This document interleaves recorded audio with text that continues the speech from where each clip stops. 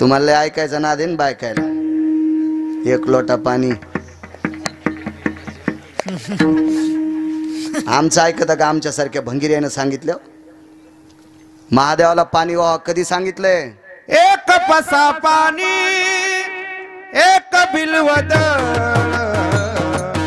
एक पसा पाणी एक बिलवद एक पसा पाणी एक बिलवद एक पसा पाणी एक बिलवद हो एक पसा पाणी एक बिलवद एक पसा पाणी एक बिलवद एक पसा पाणी एक बिलवद एक पसा पाणी एक बिलवद पूजना केवळ सोपे बहु पूजना सकळ सोपे बहु भाव धरोनिया आचरती दरी भाव धरोनिया आचरती दारी पूजना केवळ सोपे बहु पूजना सोपे बहु भाव धरोनिया आचरती दरी भाव धरोनिया आचरती दरी आता आमच्या सारख्या येडपट गिरगावकरांना सांगितल्या शेळ्या तुरीवर पडल्यावानीच पडत येत्या 700 वर्षापूर्वी लिहिलंय संत शिरोमणी नामदेवरायानं एक पसा पाणी एक बिलवदळ 700 वर्षापूर्वी 700 वर्षापूर्वी पण तुमचं झालंय कसं माहितीये का घरच्याचा इटन शेजाऱ्याचा बांगणीट हो यानं काय होतं माहितीये का एका बाईला 90 एकर जमीन आणि ती जोगवा मागू लागली मला माहित होतं या बाईला 90 एकर जमीन आहे ती कधी मधी साडीच्या वरून दागिने टाकून फिरत होती पदराचा पता नव्हता पट्टी टाकायची 4 पट्टे साडी नेसे लुगड मागून काढी कोंबड कपाळाला कुंकू नाही दिसे घुबड सांग सांग पोरी नान्न लागन का गोड नैवम गिरगावकर लिखितम राष्ट्रसंत दुनियादास महाराज लिहितात चांगले दागिने घातलेली बाई जोगवा मागू लागली 80 एकर जमीन मी आणलं बाई जोगवा कस काय मागायली काय नाही आमच्या मालकानं 4 बैल जोड्या आहेत पण दुसऱ्याच पेरलं आणि आमचं पेरायच्या टायमाला वल वाळली 80 एकर जमीन दुसऱ्याचं इचकिल्यामुळे बायको जोगवा मागायली घरचं इचकी जा घरचं महाराष्ट्रातल्या इचं इचका देव कल्याण करीन विडाला विढाला विढाला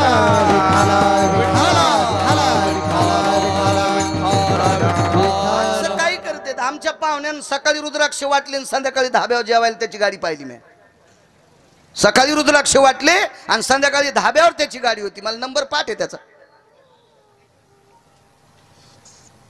आपल्याला माना आपुले ते आपलं जतन करायला पाहिजे 700 वर्षापूर्वी नामदेवराय सांगतात हे ध्यानात येत नाहीत तुमच्या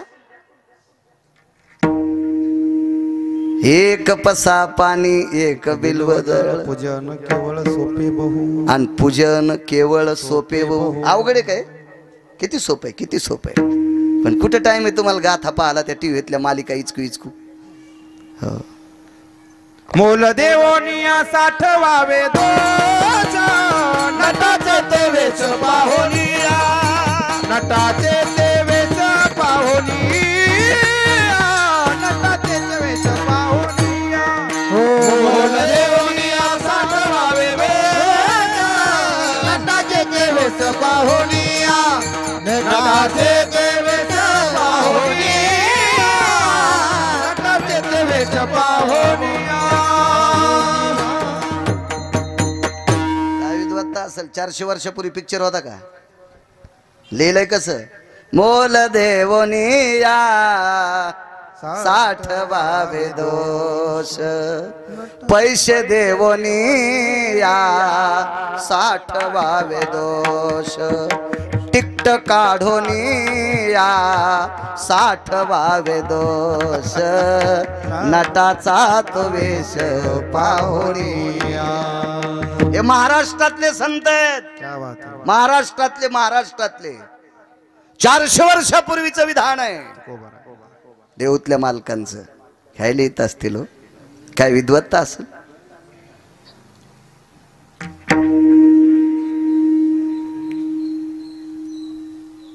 एका पोराला ट्युशनला फीस भरायला पैसे नव्हते.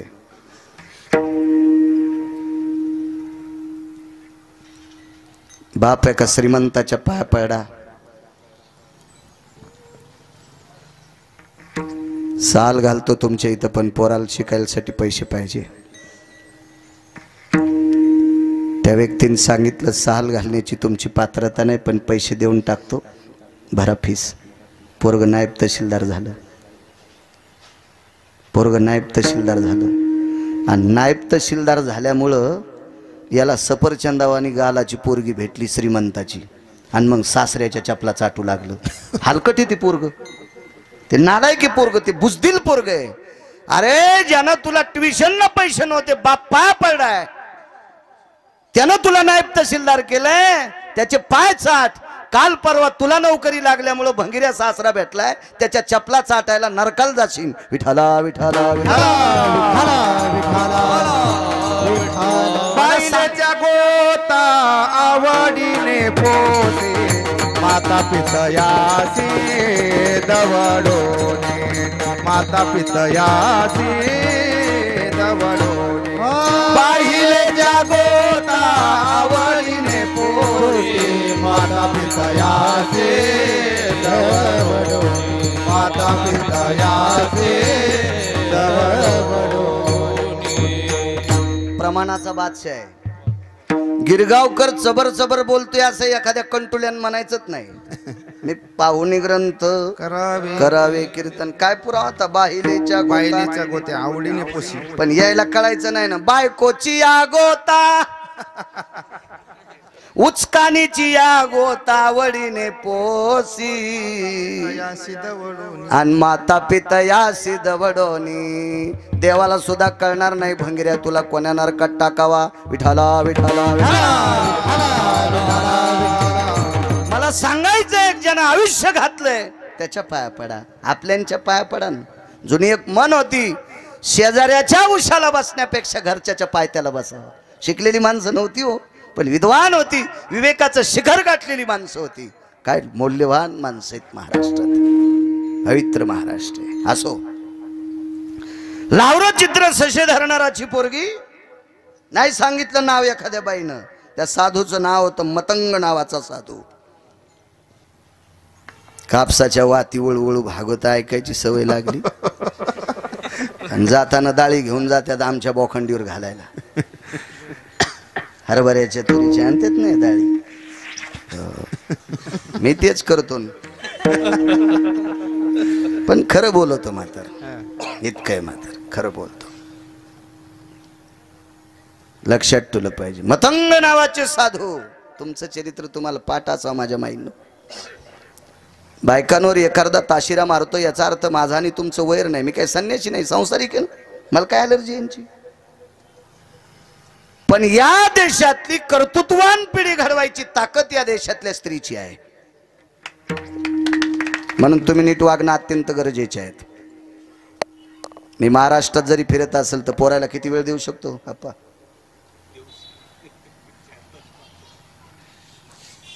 होय प्रसाद महाराज. जास्त वेळ कोण देते त्या लेकरायची आई.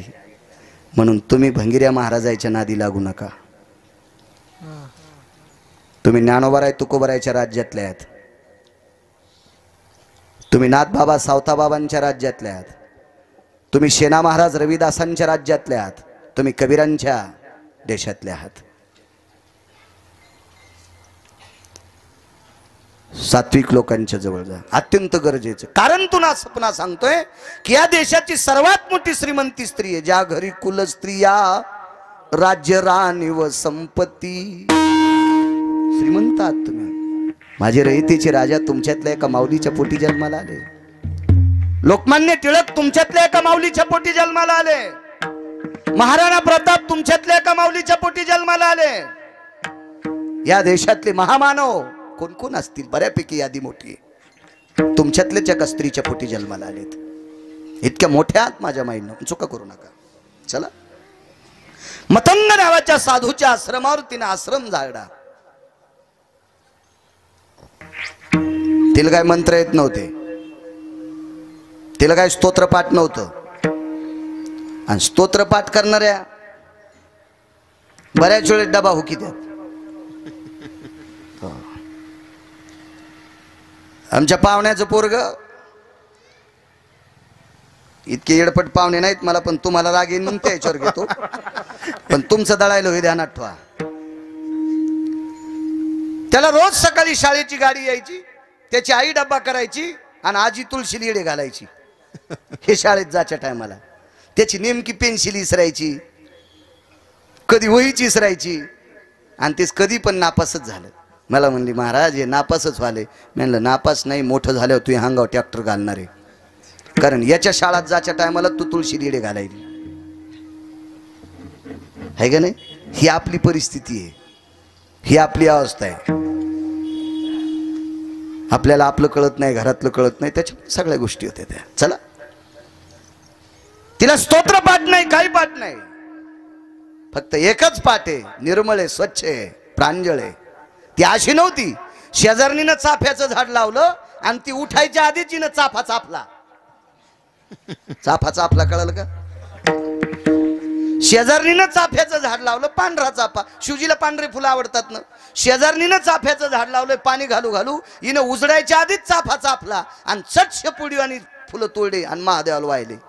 महादेवाला पूजा नाही झाली, गौऱ्या टाकल्याचं पाप. ऐकाव पुरावा. येते तैसे दगडवारी मंत्र पुष्प देवासी मंत्र पुष्प देवासी मंत्र पुष्प देवासी.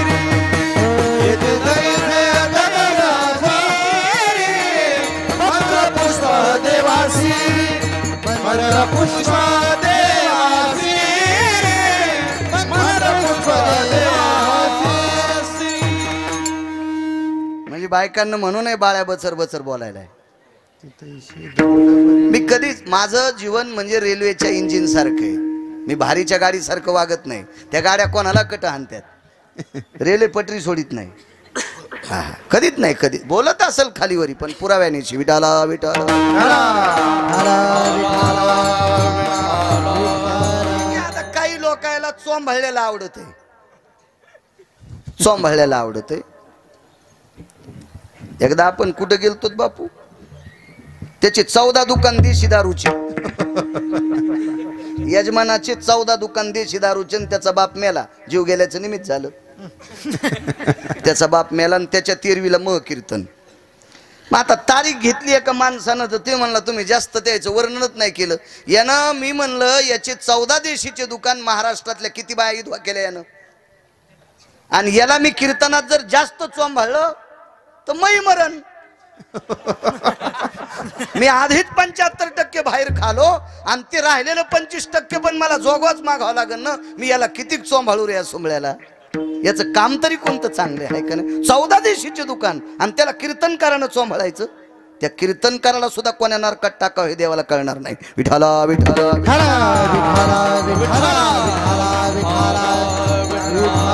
काय होतं माहिती का, वितराची स्तुती आमा निंदा अथवा स्तुती करावी देवाची, कीर्ती मानवाची.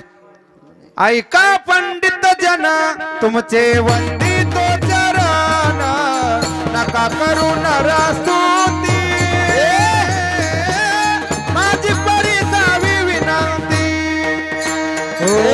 ऐका पंडित जन तुमचे वंदित चरण नका करू नरस्तुती. माझी परिसावी विनंती. बापू कोण म्हणते? देहूतले मालक ऐका पंडित जन गिरगावकर म्हणे नाही, उत्तरेश्वर बापू म्हणे नाही. ऐका पंडित जन तुमचे वंदित तुमचे वंदितो चरण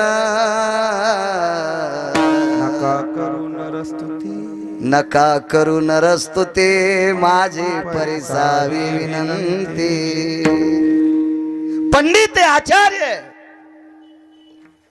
लय चोंबाळ्या 10 रुपये माणूस शिल्लक देत असतो, पण त्याच्या पापानं संसार वाजत असतो बरं महाराज. म्हणून कंबर बांधल्यावर भंगीर यायला कमी चोंबाळी जा,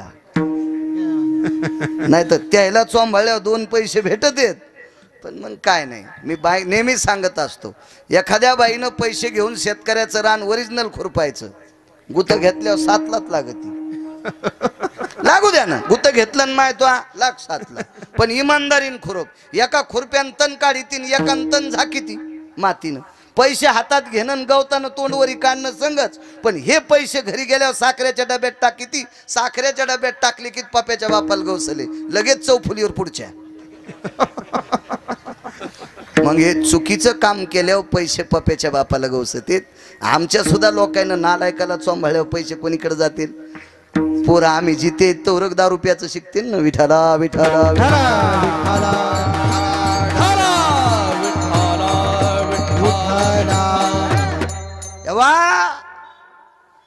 चोर चोरी करायला गेला आणि जावसाच्या पेवात पडला.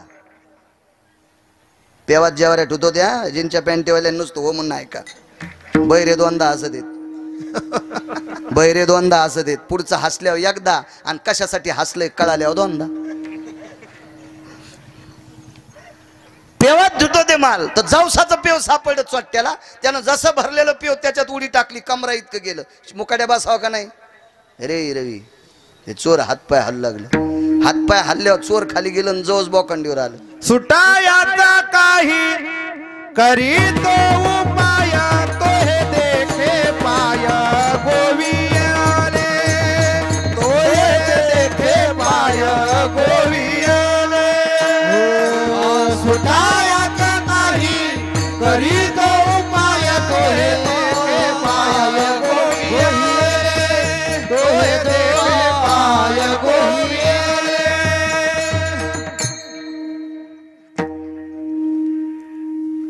आला संक चोट्टवरी.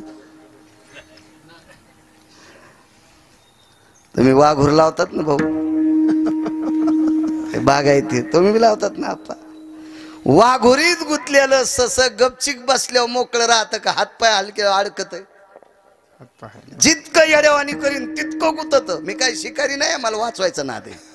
पाहुनिया ग्रंथ करावे कीर्तन, ऐकोनी कीर्तन न करावे कीर्तन. फजिती होत असते. एखाद्याने विचारलं बाळ्या कशात लिहिलंय, धोतर पिवळं होईल ना. त्याच्यामुळं पाहुनिया ग्रंथ करावे कीर्तन. शास्त्र आधारा वाचोने आधारा वाचोने काय सांगशील कहाणी, काय सांगशील कहाणी, काय सांगती कहाणी, काय सांगती कहाणी, काय सांगती कहाणी. आधार नसताना काय कहाणी सांगायची? मूर्खपणा छोटो की. चला आश्रम साफ केला, फक्त स्वच्छता येत होती तिला. स्वच्छ बाई होती, स्वच्छ साफ सुथरी बाई. एक जुनी म्हण आहे, दादा वरी बसा ऐकून. बाई कळती अंगणाहून आणि शेतकरी कळतो वांगणाहून. त्याचं शेतीत किती काटेकोरपणानं लक्ष आहे, त्याच्या बैलगाडीचं वंगण सांगत आहे. शेतकरी कळतो वांगणाहून आणि बाई कळती अंगणाहून. ही किती निर्मळ आहे तिचं अंगणच सांगतो. एक बाई म्हणली, महाराज मी दळण वाळू घालताना चिमण्या पण बसू देत नाही, काठी घेऊन बसते. म्हणजे चिमण्याला दळणावर बसू देत नाही. आणि गिरणीवाल्यानं आंघोळ केल्याशिवाय दळण आणत नाही. मी इतकी निर्मळ आहे, मग नाव बी निर्मळा. म्हणलं साऱ्या घराला बुरा आलाय आणि तो नाव नुसतं निर्मळा. आणि 5-6 नातू होते असे बाथरूमला बसले की त्याच्यावर राखुंड टाकीत होती. आणि मला म्हणली दूध करायचे. म्हणलं मी का बोके आहे का दूध प्यायला? नको नको. आणि पुन्हा दूध करून म्हणली तुम्ही कशात घेतात? म्हणलं बुटात.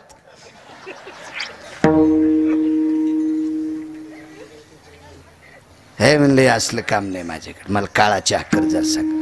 पण तरी पण मी हावभाव पाहिले. ते वारं आलं ते राखुंड त्याच्यात गेलं. ते काळा चहा प्याच्या आधीच उलटलं. आणि त्या बाईचं नाव निर्मळा. बाई कळती अंगणाहून मोहन बुवा आणि शेतकरी कळत असतो वांगणाहून. काही माणसं बस स्टँडवर बसले म्हणजे गप्पा सांगत असते, काय आभाळ फाकलंय, काय मेळ लागन बाप्पा, ओली तर कशात नाहीत.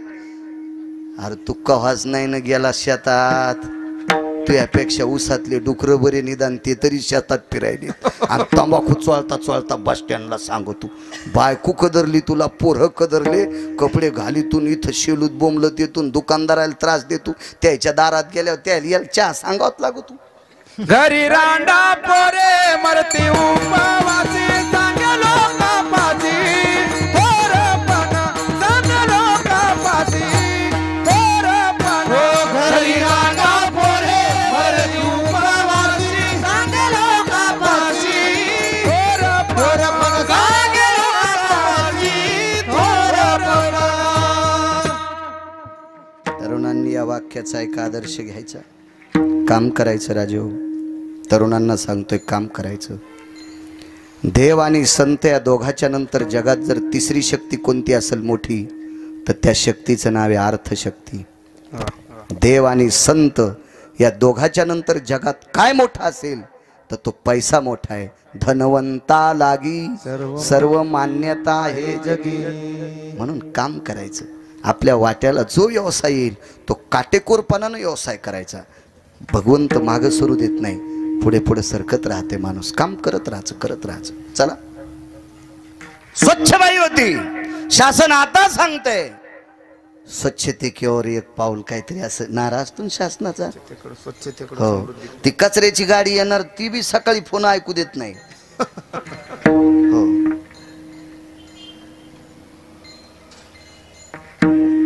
त्याच्यावर बऱ्यापैकी स्वच्छतेचं सांगितलं जातंय. पण त्रेतायुगात स्वच्छतेचा नारा दिला शबरीनं. लावरं चित्र सशे धरणाऱ्याच्या कुळातली पोरगी, भिल्लाच्या कुळातली पोरगी, स्वच्छता आश्रम झाडा आणि मतंगाची कृपा झाली, जाय तुला देव भेटन. आणि एके दिवशी जगाचा बाप तिला भेटला. आसन कुठं भेटलंय? गोलोकात. 19 खुर्च्या होत्या, त्याच्यातल्या 18 खुर्च्यावर माणसं होती. काही काही असे साधू होते की ज्याच्या 15-15 फूट जाटा लांबलेल्या, नखाच्या चोंबळी झालेल्या, वरी हात केला की नखाची छत्री, असे साधू. एकच खुर्ची रिकामी आप्पा, आणि त्या खुर्चीवर बाई बसली. सगळे वाव वाव वाव वाव करू लागले, बाई आली कशी, बाई आली कशी, बाई आली कशी. एका सात्विक साधूने विचारलं, माय ह्या खुर्चीमध्ये विमानात येता येत नाही, पुष्पक विमानात येता येत नाही, स्वतः देव या ठिकाणी आणण्यासाठी लागतोय, तू आली कस काय? देवानंच आणून घातलं. कोण? शबरी म्हणतात मला. कुळ सांगता येईल? भिल्लाचं कुळ आहे. बाई काय केलंस? काय नाही केलं.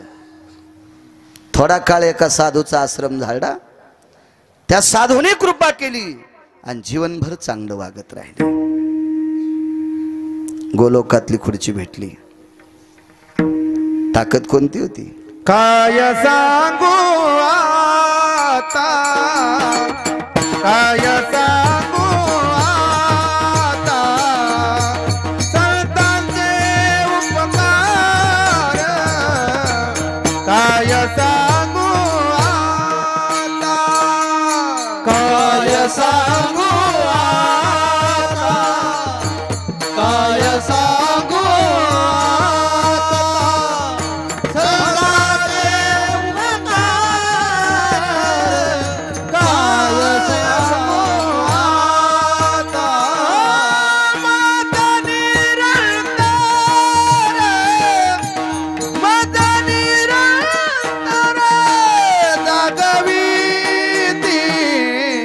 काय द्यावे त्याती, काय द्यावे त्याती, भावे उतराई, काय द्यावे त्याती, माझा निरंतर, माझा निरंतर दागवीती, काय द्यावे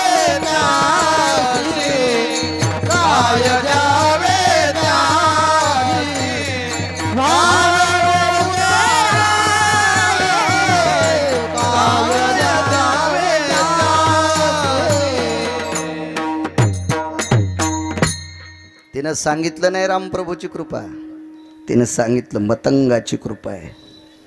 महर्षी मतंगाच्या कृपेमुळे मला गोलोकातली खुर्ची भेटली. काय सांगू आता संताचे उपकार. उत्तर भारतातला साधू, आचार्य, पंडित, शास्त्री 400 लोकांचा समूह घेऊन जम्बूद्वीपात महाराष्ट्रात आला, पंढरपूरला. त्या उत्तर भारतातल्या साधूचं नाव आहे कबीर. मोमिनाच्या कुळातला साधू कबीर मोमीन, लतीफा मुसलमान. कबीर कबीर आचार्य, पंडित, शास्त्री घेऊन आले. 700 वर्षापूर्वीची गोष्ट. आपण नशिबवान आहेत, आपल्या जिल्ह्याला एक शास्त्री लाभले. परभणी जिल्हा इतका नशिबवान आहे. महाराष्ट्राच्या मातीतील काशी विद्यापीठात शास्त्री परीक्षेत पहिले 3 व्यक्ती शास्त्री झाले. एक तुकाराम महाराज महामुनी, जगन्नाथ अण्णा पवार आणि नशिबवान परभणी जिल्हा प्रल्हाद शास्त्री दैठणकर. आपल्या जिल्ह्यातले शास्त्री पहिले, महाराष्ट्रातले पहिल्या मार्कानं पास झालेले काशी विद्यापीठातले. नंतर भरपूर शास्त्री झाले, त्याबद्दल दुमत नाही. अशा आचार्य, पंडित, शास्त्री पंढरपूरला आले. त्या शास्त्रींची इच्छा होती, ज्या बाईच्या गौऱ्या विठ्ठल म्हणतात तिचं दर्शन घ्यायचं होतं. जनाबाईची भेट घेतली. जनाबाईच्या चरणावर साष्टांग प्रणिपात केला.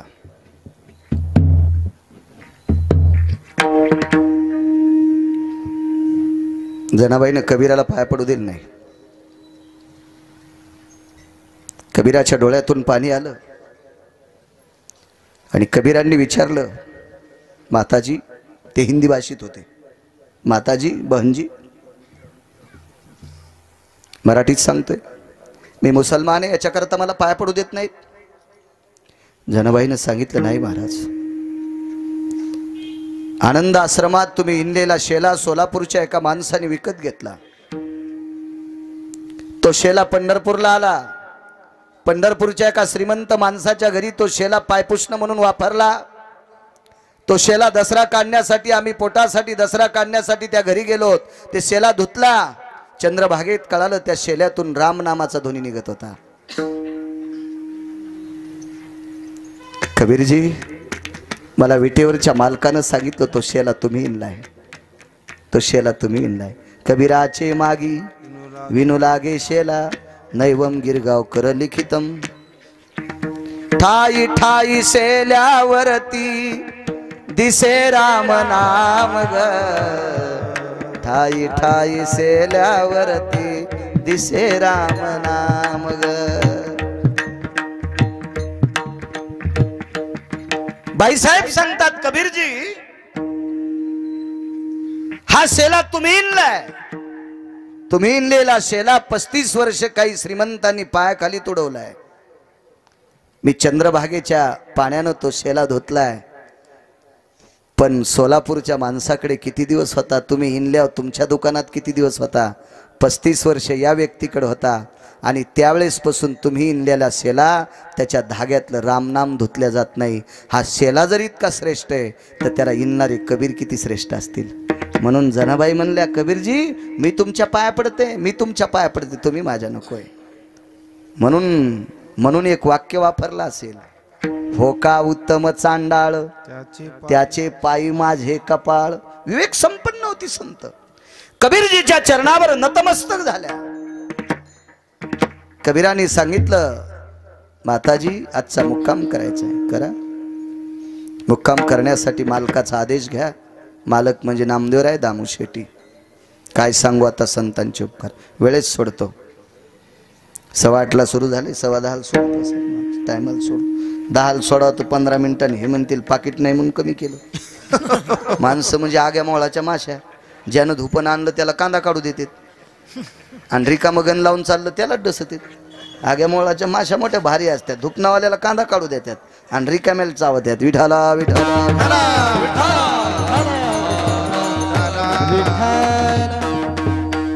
त्यातली त्यात वाकपुष्प टाकणारी माणसं भरपूर आहेत आपल्याकडे, दुसऱ्याच्या अंगावर वाकपुष्प टाकणारी, काही काम नाही धाम नाही तरी दुसऱ्याच्या अंगावर दगड टाकणारी बऱ्यापैकी लोक आहेत आपल्या प्रांतात. विठाला विठाला.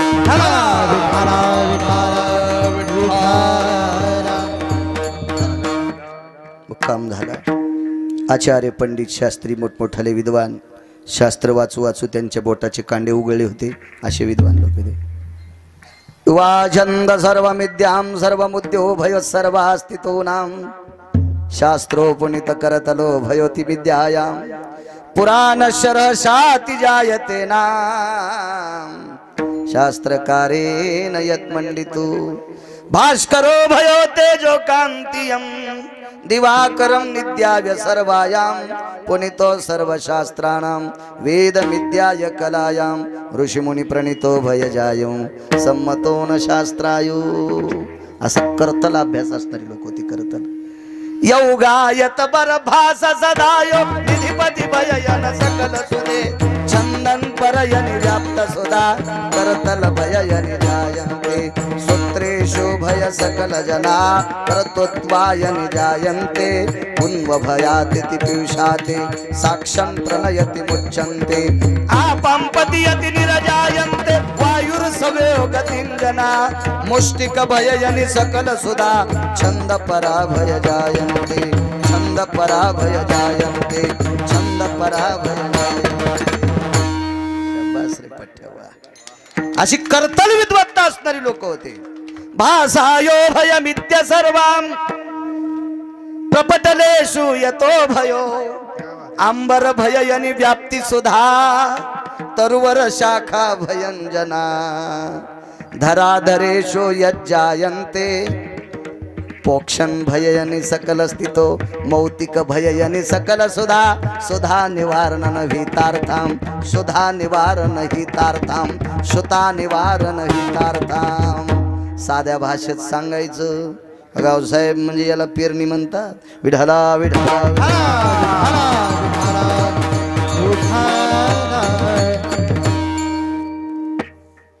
रेल्वेचे 2-4 डबे कमी पडतील इतके शास्त्र आहेत, पण ते नारळाच्या माग लागले की वाचायला टाइम भेटत नाही.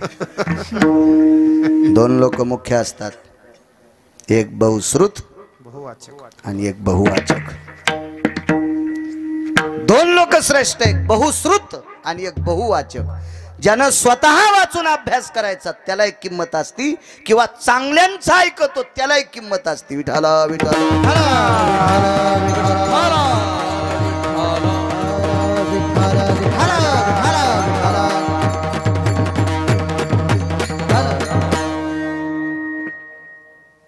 मुक्काम केला, सोय झाली चांगल्याकडे, पण घरची परिस्थिती पाहायची होती. सकाळी 3-4 वाजल्यापासून सगळी माणसं हजर आहेत. पहाटेच्या प्रहरी दळण रात्री नसतं बरं माझ्या मावल्यांना. दळण हे पहाटेच्या प्रहरी असावं. सकाळच्या प्रहरी सकाळच्या प्रहरी पहाटे दळण असते. तुम्हाला एक अनुभव आहे का? नाही, आता काय नाही. आता माणसं दळायले तर तुमची कशाला गिरणी बंद पडन? यायनं दळण सोडून दिलं म्हणून माणसं दळायले. पूर्वीचं सांगायला हो, ते कोणाला कशाचं कोणाला कशाचं पाहणं यायला यायच्या गिरणीचं पडलंय. पहाटे दळत जावं. तुम्हाला एक माहिती आहे, आपण जुन्या काळातल्या आपल्या बाया दळत असताना सकाळी झोपले लागत होती. वैरना वैरना पाषाणाच्या 2 पिंडिग दिसते सडळ तरुवराचा खुंटा लाविला वर्ण निर्मळ वैरण निर्मळ. काय गाणे होते त्या काळात. माझ्या लहानपणी लग्नात गाणं घालायला पण गाणं. हार हरीला नवरीच्या चोळीवरी विचू काढीला. मोर काढीला म्हणत होते नाही का. नवऱ्या मुलीची चोळी ढवळी साडी पिवळी गणपती मूर्त तुझे झळकतीन अवघ्या जगामध्ये, गणपती मूर्त तुझे झळकतीन अवघ्या जगामध्ये. गाणे पण गोड होते त्या काळात, गाणे पण. गाणे म्हणल्यावर पण आपलं पोट भरण आहे का नाही? गाणे पण काय काय लोकांचे चांगले होते. पडर पाण्या कर पाणी पाणी, शेत माझले तानेल चात कावानी, शेत माझले तानेल चात कावानी.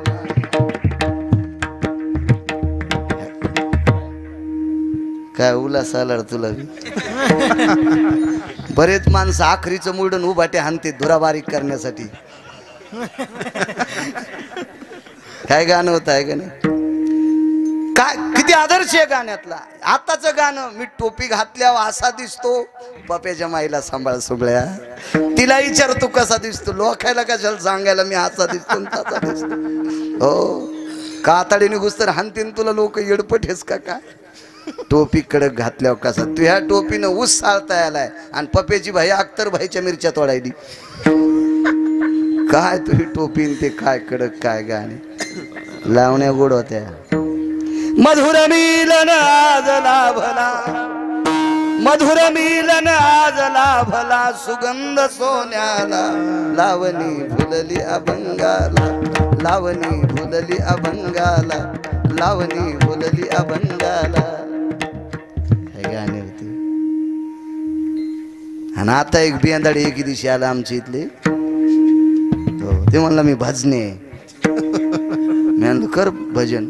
आमच्या इथं भजन केलं त्यानं. वा वा वा. राधा रंगानं दिसते छान, तिच्या यनीला गोंडे दोन. अर म्हणलं पप्याच्या माईला गोंडे लाव. राधाला गोंडे लावायची गरजच नाही, तिनं विटेवरच्या मालकानं राधेला कपाळावर घेतले मोहन बुवा. ती इतकी सुंदर आहे. गोपी चंदन उटी तुळशीच्या माळा, तिनं विटेवरच्या मालकानं तिला कपाळावर घेतलंय. तिला गोंडे लावायची गरजच नाही. तू ह्या बायकोची ठुलेली एकदानी सोनाराची तून सोडून आण. कशाला राधेला गोंडे लावी तू सुंबळ्या? भजन करण्या मंगळवाणी नरका जाणे. काही काही माणसं इतका परमार्थातला आव्हान ते आमच्या इथं मलंग मामू येत होते तेल घेऊन, 4 टनचे मलंग बाई तेल घेऊन येत होते. आता तेल विकणाराचे कपडे कसे असतात? त्याची तरी पॅन्ट मस्त, असे कपडे घालून म्हणतात मी भजन्या. तुला इतका यम हानीन सुंबळ्या. विठाला विठाला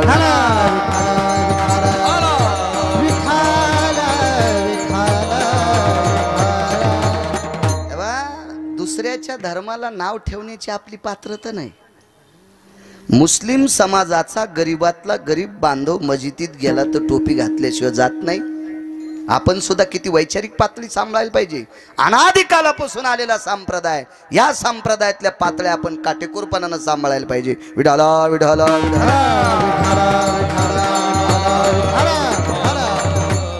मुक्काम केला इथपर्यंत आलो.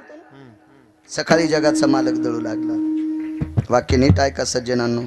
आपल्याकडे माणसं कधी दळतात सांगू तुम्हाला? ज्याचे वडील वारले तो दळीत असतो, ज्याची माय वारली तो दळीत असतो. सावडायच्या दिवशी उलट्या जात्यानं पसाभर ज्वारी दळायची, ती सुपात नेऊन सावडायच्या जागेवर नेत असते.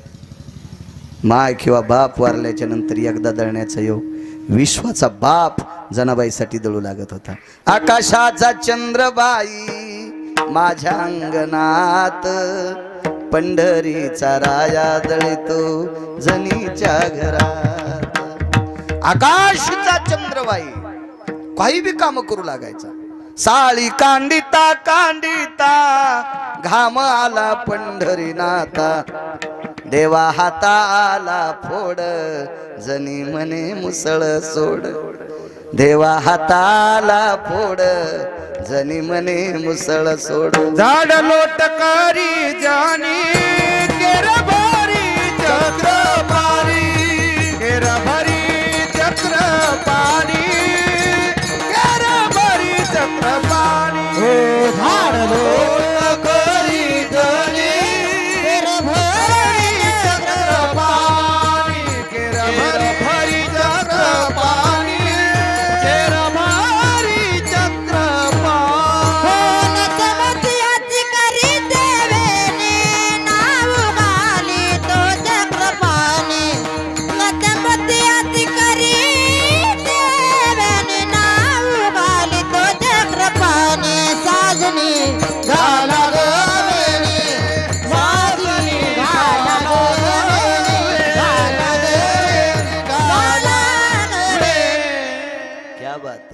झाड लोट करी जनी केरभरी चक्रपाणी माझ्या जनीला नाही कोणी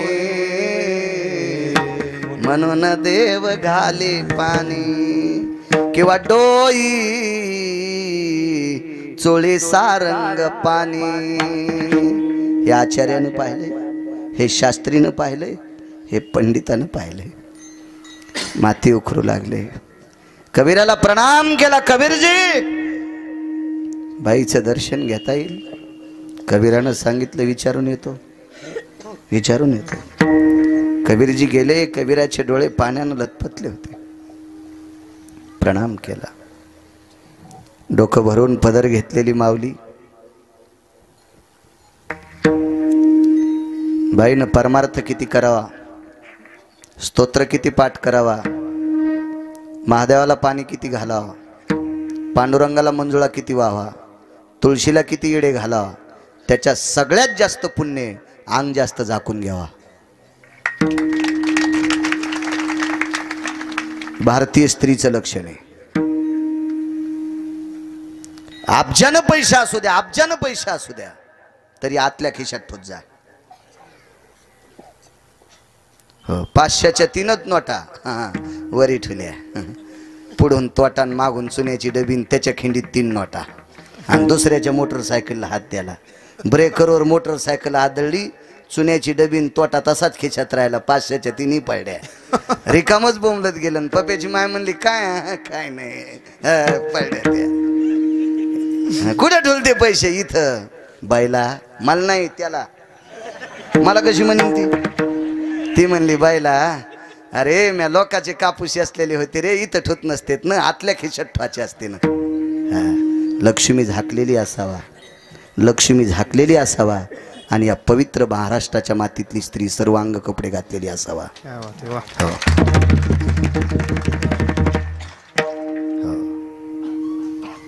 गॅदरिंगचं लय येड लागले. गॅदरिंगचं लय येड लागले. लागू द्या वेळ, पण गॅदरिंग मध्ये आपल्या मुलीला छत्रपतींचं पार्ट द्या, झाशीच्या राणीचं पार्ट द्या, महाराणा प्रतापाचं पार्ट द्या, शंभूराजांचं पार्ट द्या, सावित्रीबाईंचं पार्ट द्या, रमाबाईचं पार्ट द्या. पाश्चिमात्य संस्कृतीतला गुडघ्याच्या वरचा पोशाख घालून तिला स्टेजवर नाचवावा आणि माईनं बापानं तिची व्हिडिओ शूटिंग काढावा. तुम्हाला नरकात टाकायला पाहिजे माय बापाला.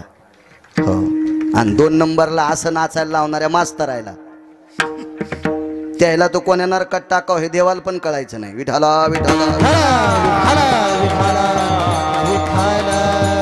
नका नाचू मुलींना.